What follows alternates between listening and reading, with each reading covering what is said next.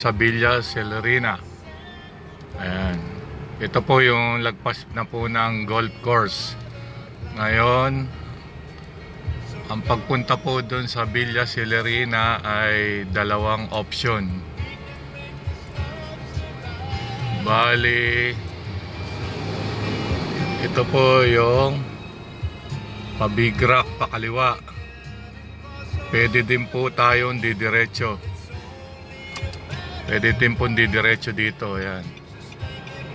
Pwede po kayong didiretsoin nyo po dyan hanggang doon sa... Ngayon, ang itatry po natin dito, kakaliwa tayo sa pabigrak. Nalagpasan na po natin yung golf course.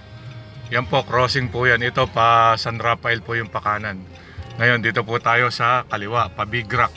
May way din po dito papuntang Villa Celerina. Kaliwa po tayo.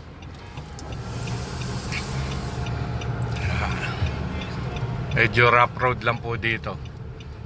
Papunta pong Big Rock.